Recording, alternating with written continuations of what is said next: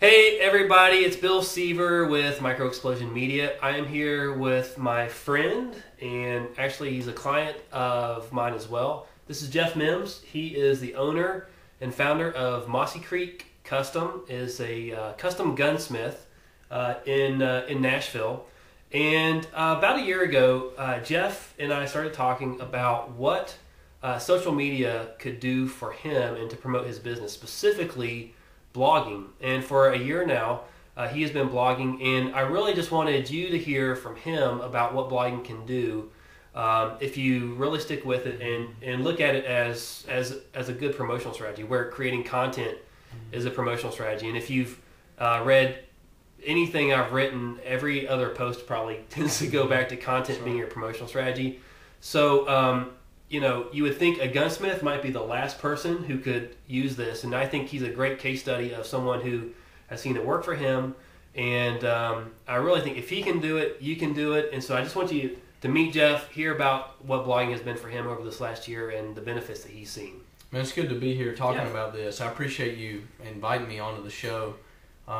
You know, for me, blogging was a real new experience. I didn't have any kind of background in really computer technology, or I think you call it new media, Web 2.0 stuff. That was way off my radar. Right.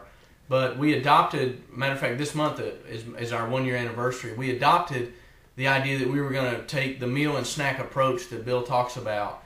And we've tried to stay pretty faithful to that. And we've gone from seeing our average page hits from like 6 or 7 when we first started to really be about 165 average this month is what we've averaged for our page views. Yeah. So it's definitely paying off, and we're getting our name out there and having a lot of fun doing it too. Yeah.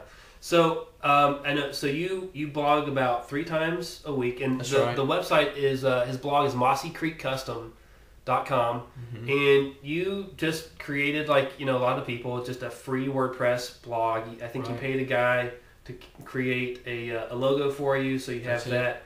And that's really been about the most expense that you've had in this whole thing.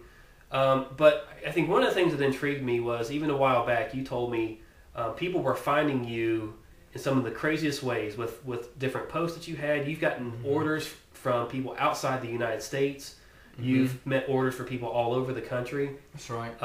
And, you know, so it's interesting. It's like, how could you have done that, particularly for the price, but how could you have done that anyway as just a small custom gunsmith shop, you know? So well, I mean, I'll put it to you this way. I'm the first person to admit that I'm not the best gunsmith in America. You know, there are better people who've been doing it longer, and they have bigger and better shops, and they spend a lot of money on their websites and whatnot.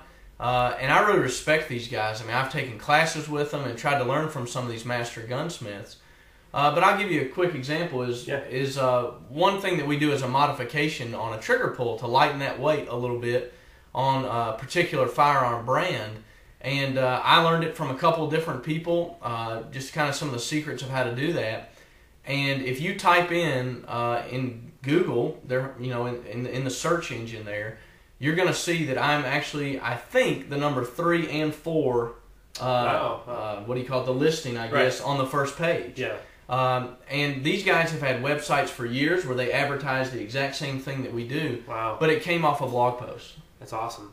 And I think you had mentioned too that there are particular gun manufacturers that you're like right behind them on some Google searches. That's right. As well. We've been blogging enough about their guns and really trying to throw stuff towards them that if we're not on the first page of the Google results, we are on the second. I think you mentioned one time that really nobody goes past that second page. Right. So that's thrown a lot of business our way. I mean, matter of fact, we've got work coming in from Maryland. Just sent out stuff to Texas and to Missouri. Wow. And this is a side thing, you know, for you too. So this, I mean, you've got other stuff that you do with your time as well. And so, I mean, it's been neat, I think, to watch you do it. You're one of a couple different case studies that I share with people, because again, it's like, it seems like most people would say, well, a gunsmith is probably the last person who could benefit from this kind of thing. And I think this is really a testament to to sort of jumping into an area where you can kind of become a pretty big fish in a small pond relatively quickly. Because I know early on, you and I, we found just a handful of people who do what you do, who are online and really creating content that had any value. That's it. You know, one of the things that we talked about early on was that we tried just searching gun blogs just to see what was out there, and Bill really felt like, matter of fact, you were kind of getting started in MicroExplosion at the time, and so we jumped in it together.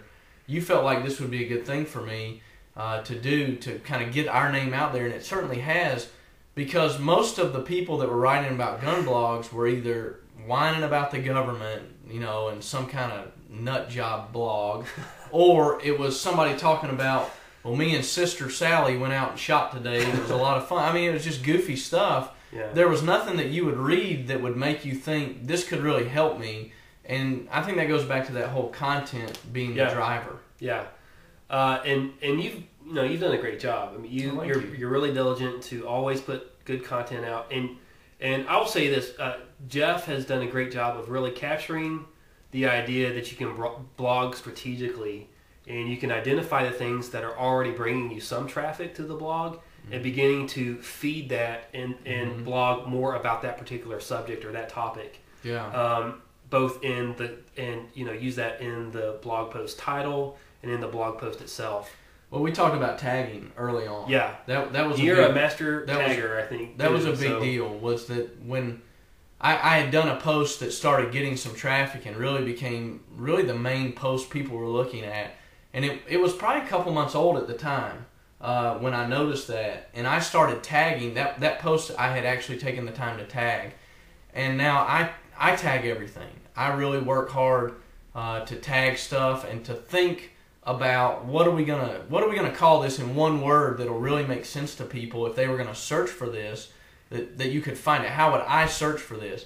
But I think you also talked a little bit about, with me, making sure that the title, I think you said one time, spend a quarter of your time writing the post and 3/4 of your time getting the title right. Right. And I've tried to do that. I mean, that's been a little bit more important for me lately. Yeah, it's a big deal.